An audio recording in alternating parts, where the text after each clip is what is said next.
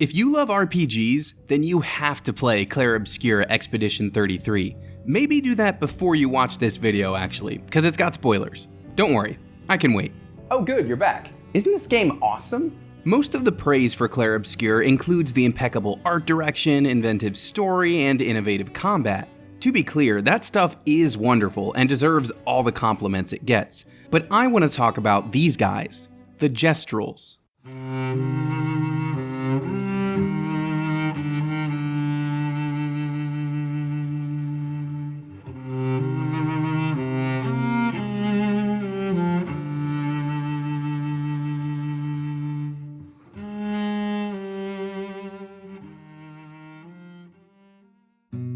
I can't just jump right into talking about the Gestrals. To understand their place in the world, we have to actually talk about the world.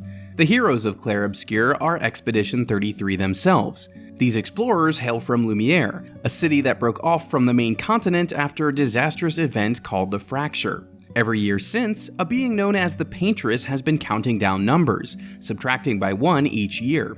Anyone over the age she paints disappears, which means lifespans are severely limited, and the people know it. Many expeditions have set out before the 33rd, but it's their goal to stop the Paintress once and for all.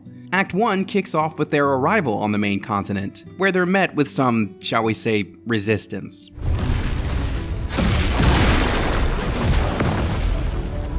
After that Saving Private Ryan moment, we can start exploring in earnest. The continent is home to a number of magical creatures, including... In addition to Gestrals, we've got Nevrons, which is the collective term for our enemies, who come in all nefarious shapes and sizes. We also meet the Grandists, who are a peaceful, contemplative race of rock people. And then there are the Gestrals, the focus of this video. Now, I'll admit, the first time I saw these things in trailers and screenshots, I wasn't really sure what I was looking at. Then I actually played the game, and I met Monoco, the first Gestral you encounter on the adventure. Like my title says, the Gestrals are paintbrush people. They start life as stubby little things with small fronds, and they grow to be big, wide, and very tough. No matter what phase of life they're in, they all speak the same gibberish language. Good thing the party can understand them, cause I sure can't. Anyway, once I got a clear look at the Gestrals, they immediately became one of my favorite parts of the game. The wooden body of the brush gives them a puppet-like structure, and the symbol that dangles in front of what I assume are their eyes reminds me of Zelda's Yiga clan in some cases. It makes them more mysterious, but it also canonically prevents them from eating and drinking. Bummer. On a conceptual level, a brush being is a clever idea. It fits in perfectly with the painted fantasy setting of the game. It's something different, but appropriate. That's one of my favorite parts of RPGs and fantasy in general. When a game can go beyond the regular elves, dwarves, orcs, and other Tolkien-inspired creatures, I appreciate the effort. Just look at the Almawa and Orlans from Avowed, and Pillars of Eternity before that. The big buff fish people and the nimble little furballs are something you'll only see in those games. Likewise, I've never seen anything quite like the Gestrals outside of Clair Obscur. They're novel. Remember, this is all just based on their looks so far. Their culture is a whole other thing. Gestrals love to fight. The Grandists are the brains, and the Gestrals are the brawn. That might seem silly given how their body types contrast their personalities, but it's no joke. You can even challenge the Gestral chief if you want, but she won't hold back. Yeah, they're always ready for a fight. It's the core of their culture. As you explore their village, you'll find that every venue ultimately falls under the fighting umbrella one way or another. There's a proper arena where they hold tournaments, a theater where the plays are really just choreographed battles, and a no-rules zone where they go to settle their beef. They're always picking fights with each other, and you can challenge their merchants to one-on-one scraps to unlock special items for sale. You'll find them all over the continent. Whether you're weaving through a canyon or climbing dangerous cliffs, the Gestrals are there, and they're down for a duel. I think you get the picture. Even Gestral sports end up being combat-based. If you do the raft challenge at their beach hangout, you'll find yourself parrying back projectiles to sink your opponent. And if all of that weren't enough, they build their own mechs too. I love the base Gestral design, and these mechs are a perfect match. Sakapatates, as they're called in the gibberish language, are stitched together like battle-ready teddy bears. You'll have to face a few of them on your way to the village, including a boss encounter with the ultimate Sakapatate. The core idea here is very clear. The Gestrals' daily routines, hobbies, economy, arts, sports, and engineering all revolve around combat. It's the foundation of the Gestral community, and that includes the one who joins your party. You can't have such a cool creature idea and not let us control one at some point. Monoco is one of my favorite party members, and I would say that even if he weren't a Gestral. It's because of his combat abilities. Every party member is unique in the way they play. Lune uses stains to power her spells, Mael switches stances as she attacks, and the list goes on. Monoco has the bestial wheel, which rotates every time he uses an ability. If the wheel happens to be on a panel that matches the type of ability he's using, it'll get some extra power. This battle-hardened concept is thematically linked to him being a Gestral, but it's not a requirement. In fact, there are two major traits that set him apart from the others. The first is apparent as soon as you meet him. He doesn't speak gibberish like the rest of them. Shout out to Rich Keeble for the performance. No distraction, son. I'm really busy beating up strangers. The second thing is also a surprise. Monoco morphs when using his abilities. By activating the severed legs of Neverons, he's able to transform into the monsters himself and use their own attacks against them. Why he's able to do this isn't really explained, but I have a few theories. At the most basic level, it looks cool and it feels good. But honestly, I think it's a clever way for the developers at Sandfall Interactive to have their cake and eat it too. We've already got one non-human in the party, so we don't necessarily need another.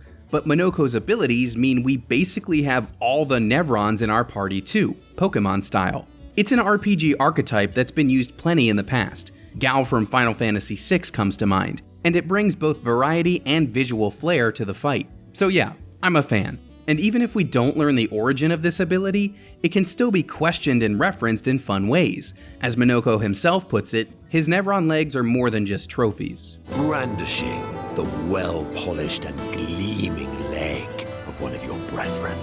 Yeah, that would definitely freak me out too. I'm a fan of Monoco outside of combat too. It would have been easy for him to be the generic barbarian character. He does almost look like a Yeti during your first meeting with him at the train station he calls home. He joins the party simply for the thrill of battle. Nothing more, nothing less. It would also have been just as easy to put a cute little guy like Noco in the party for the sake of novelty. Mascot characters can be found in all sorts of RPGs, something I touched on in my Metaphor Refantasio video about Heisme. Just as Atlas made their Bat Rogue more than a mascot with his character arc in that game, Sandfall does the same thing here. This part of the story ties Monoco and Noco together. It's not really explained if the Gestrals reproduce or if they're simply painted into existence by the paintress. Either way, there's a sense of respecting your elders among the tribe. Monoco addresses Noco as son when they cross paths at the station. Despite their names being so similar, they aren't literally father and son. Even so, this term of endearment shows that the Gestrals have strong bonds with one another. That makes it all the more tragic when Noco dies during a confrontation with Renoir, the same man who annihilated Expedition 33 back on the beach.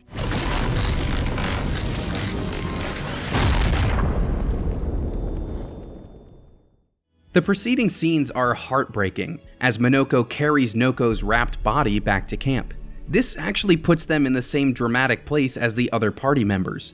Everyone in Lumiere is an orphan eventually, so our heroes all know what it's like to experience this level of loss. Lune was heavily influenced by her researcher parents, and Mael's adolescence under Gustave's guardianship defines so much of her character. Now, Monoco has his own tale to tell, but this won't be the end of it. You see, Gestrals can actually be revived if they are washed in the chroma of the sacred river. It's the same idea as dipping a paintbrush into water to clean it off. But much like the brush becomes blank for a whole new color of paint, a revived Gestral isn't 100% the same person. The one you knew is gone. Monoco originally joined the expedition for the thrill of battle, but now it's personal. Noco's death becomes Monoco's true motivation to go after the paintress. You don't get to keep her leg though. In a game full of rich storytelling, delightful art, and engaging combat, the Gestrals still manage to be standouts. In fact, all three of those facets are present in these Paintbrush people. For the Gestrals at large, an insatiable appetite for battle makes for a fun hook. Their attitude is a clever contrast to their decorative bodies. That fighting spirit is apparent in all aspects of their culture, despite the fact that the little ones look like something you'd find in an elementary art class. Then we get to hone in on one Gestral in particular when Monoco joins the party. The combat prowess of his people makes him an easy addition, but the fact that he speaks the human tongue and transforms into Nevrons to do battle is pleasantly surprising. His gruff exterior betrays his fatherly role in little Noco's life, which makes things all the more tragic when the young Gestral dies. From both top-level and character-specific perspectives, the Gestrals are genuinely great additions to Clair Obscur. In a game full of stunning moments, that's saying something. You should really play it. Even if you don't have a soft spot for the Paintbrush people like I do, I guarantee there's a wow moment in there for you somewhere.